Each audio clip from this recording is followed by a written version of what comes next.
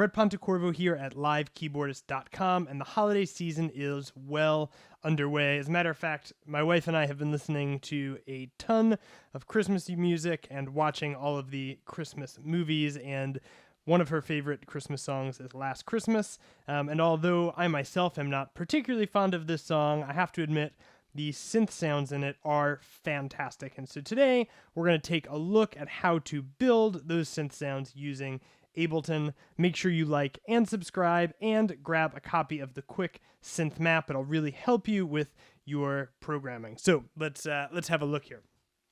So these are the patches I came up with. So when it's all said and done, this is what it sounds like.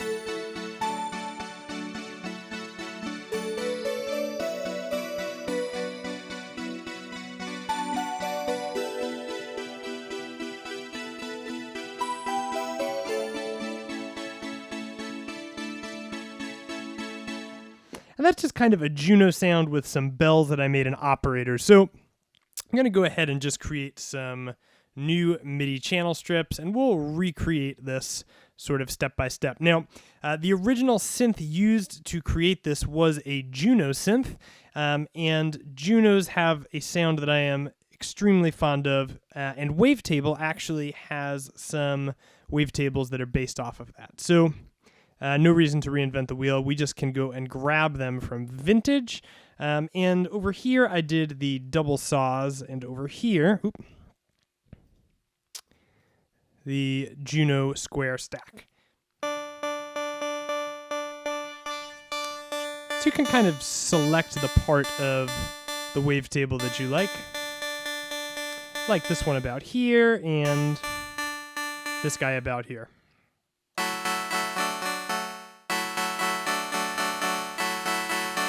But that's not quite right. So we'll pull off some of the filter frequency, and we'll add just a touch, maybe about 40 milliseconds.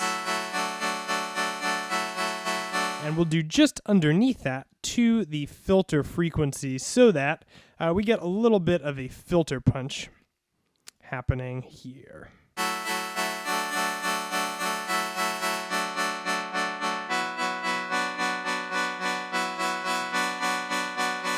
Now, no synth would be complete without a bit of detuning, so we'll go ahead and move these guys. Oh yeah.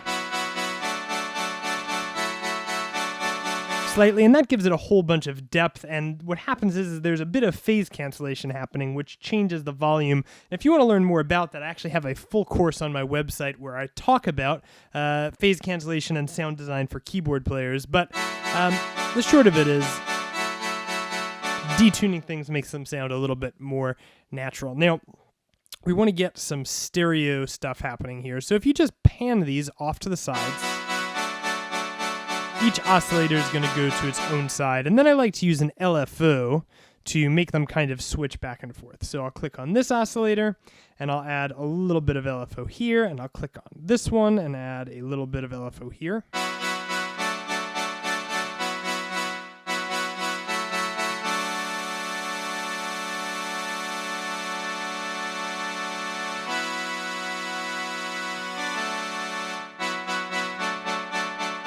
Sweet. Now, something nice about using a square wave is that we can apply a little bit of pulse width. Gives it a little bit of extra buzz. I like it. Now, the Juno synths are known for their chorus sound, and Tal Plugins has a chorus that models it, so why reinvent the wheel? Like this Tal chorus, and I turned both of them on when I made it.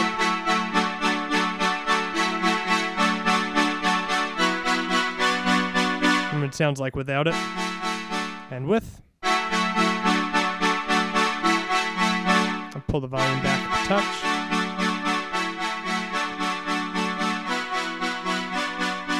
Sweet.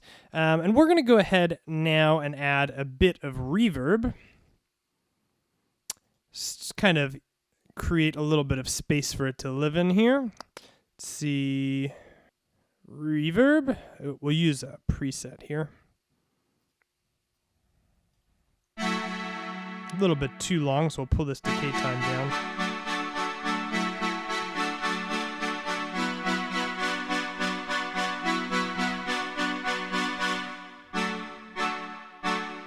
And just to get a little bit more sustain, I like to add a glue compressor. And I use the glue compressor often because it gives it a little bit more color than the regular compressor. So if you're looking for something that's a little bit less surgical and a little bit more colorful, the glue compressor would be the way to go. So I've got this attack set to 3 and release to 0.4, and I apply a decent amount of compression here.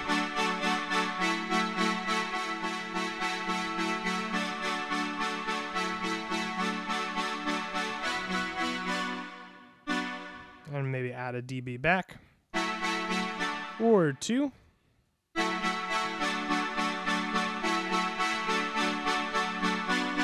And without it, with.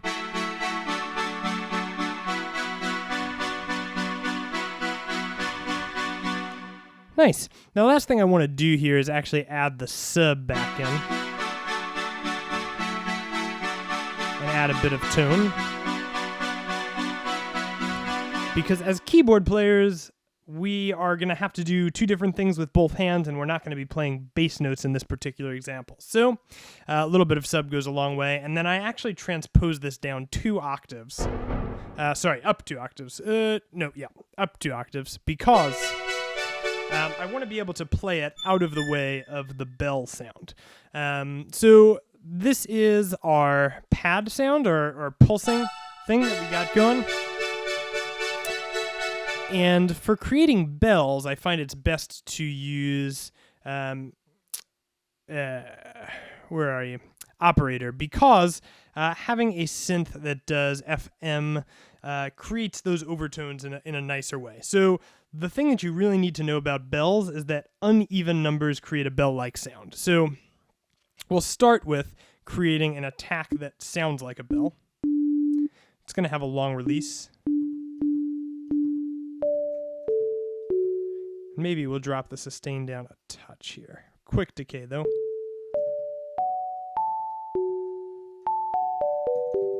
So already we're pretty close. And we're going to go ahead and just adjust these coarse numbers to uneven numbers. So we'll start with 7. And I'm going to bring this up, and you'll hear what happens.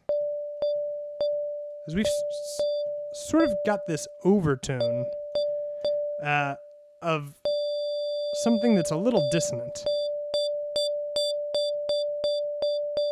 Now I'm going to just right mouse click here and hit copy from oscillator A.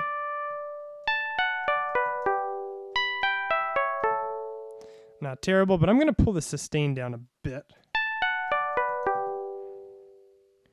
All right, now we'll do, oh, I lost my coarse tuning. We'll do this, bring it back. Hey, that's what I'm talking about. Beautiful. And we'll put this one over here at about, we'll copy it first. Copy from B, and then we'll move this to maybe 11.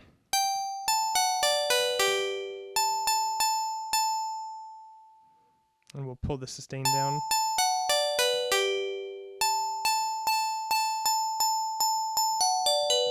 I like it. And we'll put this one maybe at 15. And we'll have this one really just for the very beginning.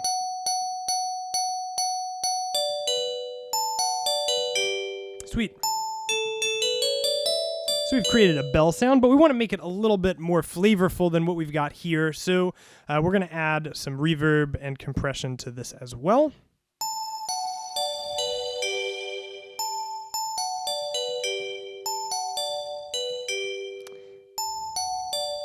Just a little bit. We don't need to go crazy. And the glue compressor too. Well, you know what? We'll use the regular compressor for this. And you know, what we're really looking to do here is to bring out the attack. So we want that sound to pass through the compressor before it starts compressing. So we'll set this maybe at 250 milliseconds.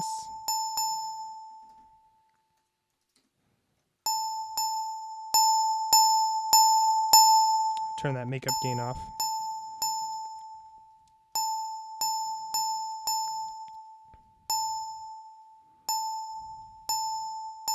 And we'll bring the release quite high too, maybe 400. And we'll add a little bit back. Oops. Nope.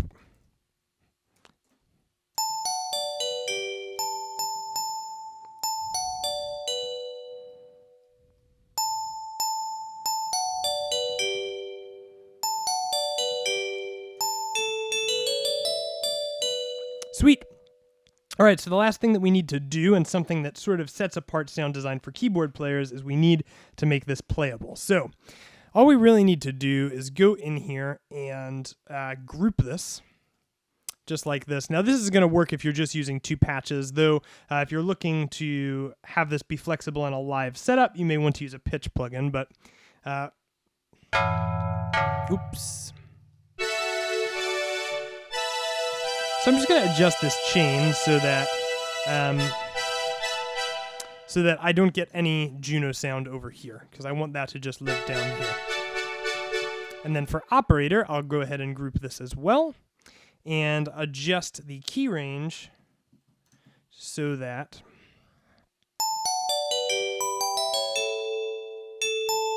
my lowest note is this A. Oh, and that's an interesting discovery. We got to pull that. We don't want it to sustain forever. So maybe we do a bit of a longer decay.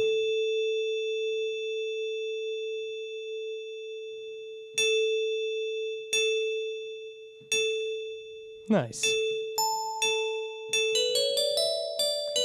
And now, just like we did in the beginning, we have our sounds.